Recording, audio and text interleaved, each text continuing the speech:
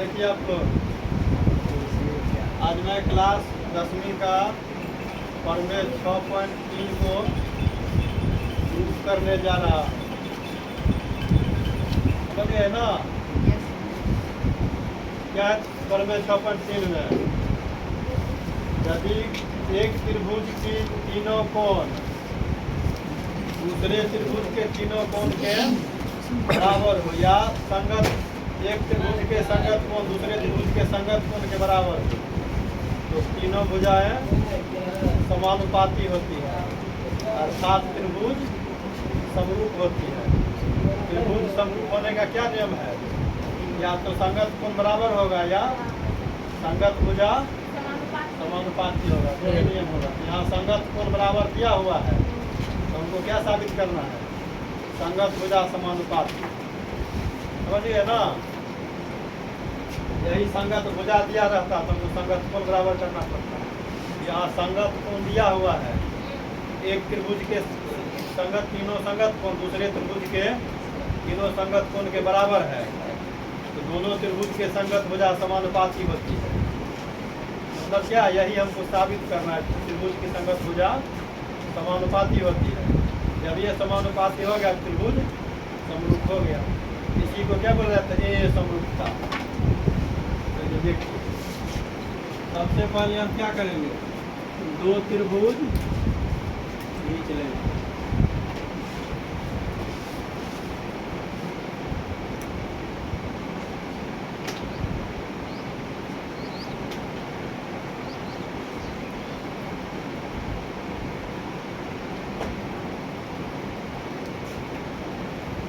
A B C D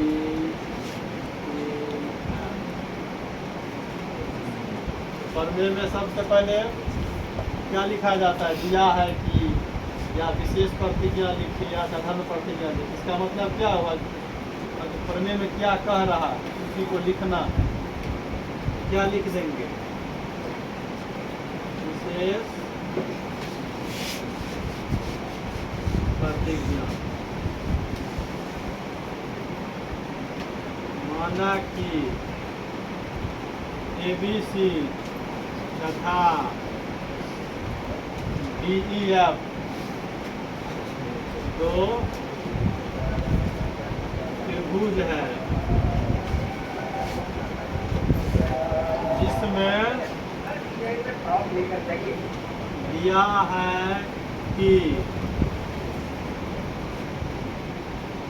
क्या दिया है? पता है सवाल में, एक त्रिभुज के तीनों संगत कोण दूसरे त्रिभुज के तीनों संगत कोण बराबर है। यानी कोण ए कोण डी का संगत हो गया, कोण बी कोण ई का संगत हो गया, कोण सी कोण एफ का संगत हो गया। संगत कोण का मतलब क्या? एक ही ओर के कोण। अगर मेरा बायां हाथ तो आपका बायां हाथ, दोनों बराबर। मेरा दाहिना हाथ तो आपका दाहिना हाथ, यही हुआ। तो कोण ए बराबर कोण डी, कोण बी बराबर कोण ई, कोण सी बराबर कोण एफ। तो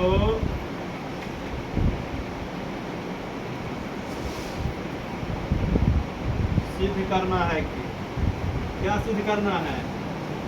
क्या बोलता है प्रमेय में? अगर संगत कोण बराबर हो तो त्रिभुज के तीनों संगत भुजा समानुपाती होती है। यही साबित करना है, समानुपाती, अर्थात त्रिभुज समरूप होती है। तो सिद्ध करने में क्या लिखाएगा? AB बट्टा DE बराबर AC बट्टा बराबर। एक चीज और देखिए, संगत भुजा समानुपाती करते समय जिस त्रिभुज का पहला भुजा ऊपर में लेंगे, उसी त्रिभुज का तीनों भुजा ऊपर जाएगा। अब जैसे AB बटा DE लिख दिए, ये नहीं, या फिर DE बटा AC लिख दीजिए, वो नहीं।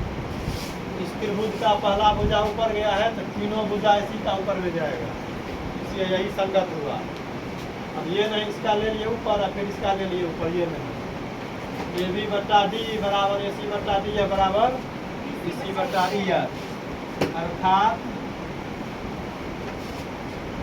यही प्रूफ होगा, लेकिन क्या हो जाएगा इसी से त्रिभुज समरूप हो जाएगा। त्रिभुज ए बी सी समरूप त्रिभुज। अब देखिए, समरूप करने के लिए पहले हमको इसको सर्वांग सम करना पड़ेगा। समरूप का मतलब क्या हुआ?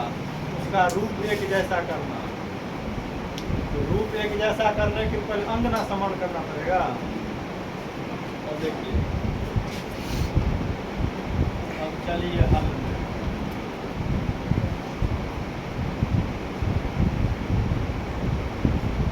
यहाँ तक समझ आ गया। अब हल में चलिए, यहाँ तक दिक्कत है ना किसी को? यहाँ तक समझ आ गया। अब देखिए हल में क्या लिखाएगा। समरूप करने का तीन यहाँ रूल होगा, तीन तरीका से समरूप होगा ये। जैसे कोई बोलेगा मेरा ये हाथ बड़ा है, बायां हाथ, कोई बोलेगा मेरा आप दोनों का हाथ बराबर है, तब सिद्ध करना पड़ेगा। कोई बोलेगा मेरा हाथ ये छोटा है, तब सिद्ध करना पड़ेगा। तो यहाँ भी वही होगा। हल में क्या लिखेंगे? त्रिभुज ए बी सी तथा त्रिभुज डी ई एफ के समरूप होने के तीन चरण होंगे। पहला क्या होगा? ए बी बराबर डी ई। ए बी छोटा है डी ई, ए बी बड़ा है डी। तीनों तरीका में आपको प्रूफ करना होगा। समझ गए ना? इतने शिक्षक लोग एक तरीका में कर देते हैं, बोलते हैं हाँ हो गया, लेकिन नहीं, तीनों तरीका में करना होगा, तीनों चरण में। लेकिन लंबा चला जाएगा ये थ्योरम वीडियो, लेकिन इसीलिए हम एक एक चरण का एक वीडियो में करके आप लोग को बता दे रहे हैं। समझ गए ना? एग्जाम में अगर पूछेगा तो आप कोई एक चरण सिद्ध कर दीजिएगा, हो गया। हाँ, यहाँ तक समझ में आ गया ना? क्या लिखिएगा? पहला चरण सिद्ध करिए। क्या लिखिएगा? जब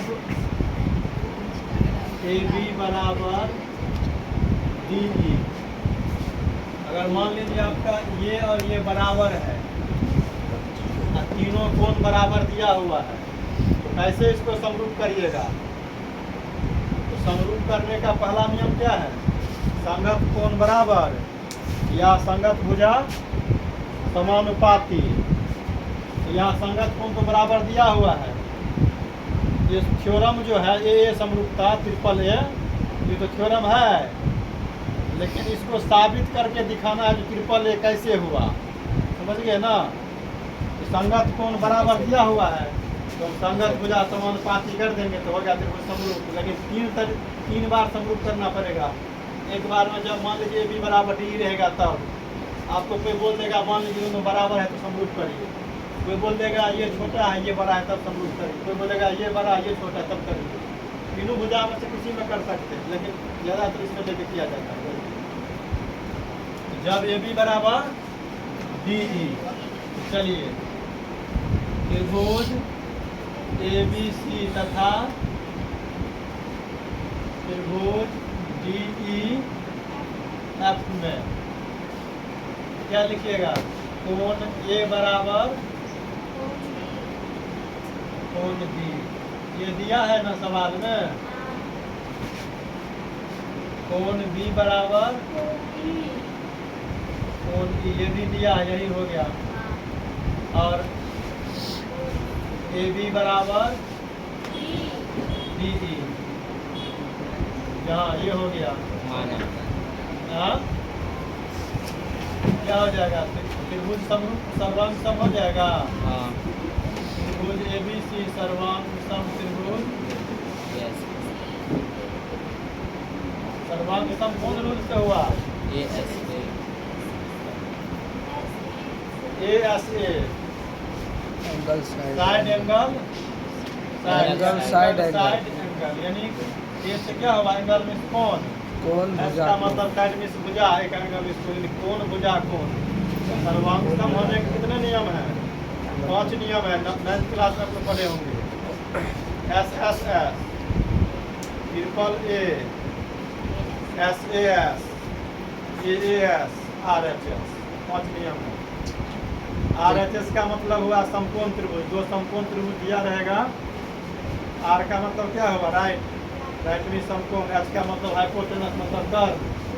S का मतलब साइड का मतलब भुजा। यदि दो समकोण त्रिभुज के एक कोण तो 90 होगा ही दोनों का, एक कर्ण और एक भुजा अगर बराबर है तो त्रिभुज क्या हो जाएगा, सर्वांग सम, RHS में। और सब तो पता है, ऐसे क्या मतलब साइड, ए का मतलब एंगल, समझ गए ना। यहाँ ASA से क्या हो गया, त्रिभुज सर्वांग सम सिद्ध हो गया। एक भुजा तो हम बराबर लेकर चलवे किए हैं, 2 भुजा बच गया, कौन, AC बराबर DF, इससे हो जाएगा CP CT, और BC बराबर EF, ये भी हो जाएगा CP CT, हो जाएगा ना। हाँ, CP CT का मतलब क्या हुआ, corresponding part of congruent triangle, यानी सर्वांग सम त्रिभुज के संगत भाग। अगर त्रिभुज सर्वांग सम है, सर्वांग सम हो गया, उसका संगत भाग क्या हो जाएगा, बराबर हो जाएगा।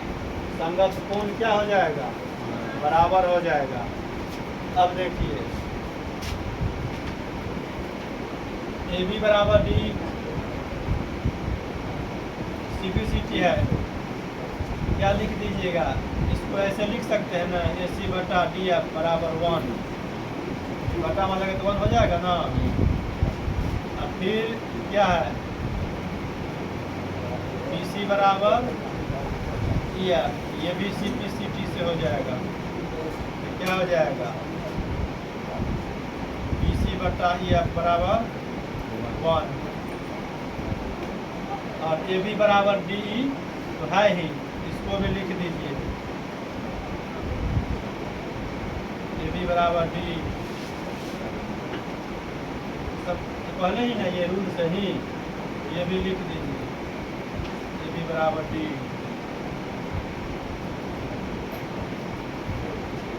इसको यहाँ लिख दीजिए, AB बटा DE बराबर 1, इसको मान लीजिए फर्स्ट, इसको सेकंड, इसको थर्ड। यहाँ तक समझ में आ गया, नहीं, ये हो गया फर्स्ट, ये हो गया सेकंड, वो हो गया थर्ड। यहाँ तक कोई दिक्कत नहीं ना है। बोलिएगा ऐसा क्यों किए, ऐसा इसलिए कि क्योंकि संगत भुजा समानुपाती हमको साबित करना है। यहाँ तो त्रिभुज सर्वांग सम साबित हो गया दोनों, जब ये अंग समान हुआ तो दोनों का भुजा बराबर कर दिए। बराबर करने के बाद हम इस रूप में इसको लिख सकते हैं ना, तो फिर इसको मान लीजिए बटा में 1 दे दीजिएगा, बाय क्रॉस करिएगा तो ऐसा ही ना हो जाएगा। ऐसे तो हम लिख सकते हैं, लिख लिए। अब लिखिए समीकरण फर्स्ट सेकंड तथा थर्ड से तीनों का अनुपात 1 है, इसीलिए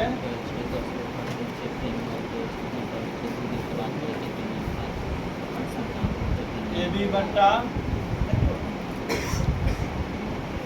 D, पहले ये लिख दीजिए, AB बटा D बराबर AC बटा DF बराबर BC बटा EF, क्योंकि तीनों का RHS सेम है ना, इसलिए RHS क्या हो जाएगा, सेम बराबर हो जाएगा। अब लिख भी दिए हैं 3 से, तीनों का अनुपात 1 है, ये 1 है, 1, तीनों का अनुपात 1 है, इसीलिए तीनों भुजा समानुपात हो गया। जब ये तीनों भुजा समानुपात हो गया तो ये और ये त्रिभुज समरूप साबित हो गया। तो पहला नियम क्या हो गया, साबित हो गया। अतः त्रिभुज ABC समरूप त्रिभुज ये आपको हो गया। अब देखिए पहला चरण तो साबित हो गया, दूसरा चरण करने के लिए हमको फिर बोर्ड को साफ करना पड़ेगा, वीडियो भी लंबा हो जाएगा, इसलिए हम पहला चरण इसमें कर दिए हैं। इसी के बाद फिर इसी सवाल के बाद आप लोग इसको नोट डाउन कर लीजिएगा कॉपी में, वहीं से जहाँ ये नोट डाउन करने के बाद खत्म होगा वहीं से फिर दूसरा चरण स्टार्ट कर लीजिएगा। हम नेक्स्ट वीडियो में फिर इसका चरण 2 सिद्ध करेंगे, फिर उससे अगला चरण 3 सिद्ध करेंगे। Thank you.